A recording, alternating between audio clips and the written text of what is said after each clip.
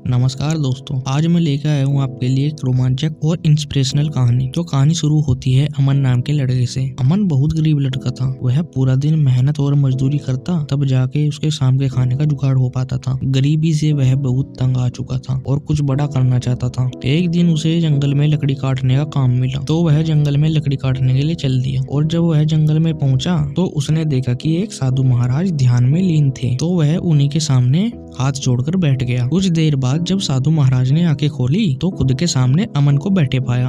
उन्होंने अमन को ध्यान से देखा और वो तुरंत जान गए कि अमन गरीबी से परेशान है और गरीबी से पीछे छुड़ाने के लिए जद्दोजहद कर रहा है। इससे पहले अमन कुछ बोलता तो साधु महाराज बोले, बेटा तुम्हारी गरीबी दूर हो जाएगी। अमन चौंक गया। अमन मन में सोचने लगा कि मैं गरीब हूँ, वो इन साधु महाराज को कैसे पता? जरूर ये कोई तपस्वी साधु महाराज है। तभी साधु महाराज बोले, बेटा क्या सोच रहे हो?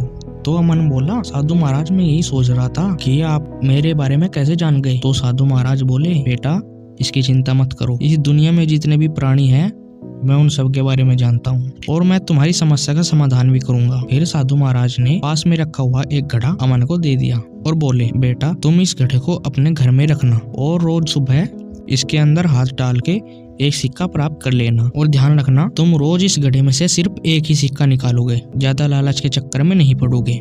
अमन खुश हो गया। उसने साधु महाराज से आशीर्वाद लिया और घड़ा लेकर वहां से चल दिया। शाम होते होते अमन घर लौट आया और उस घड़े को अपने घर में रख दिया। फिर खाना खाकर अमन घड़े के पास बैठ गया और बेचैनी के साथ सुबह का इंतजार करने लगा।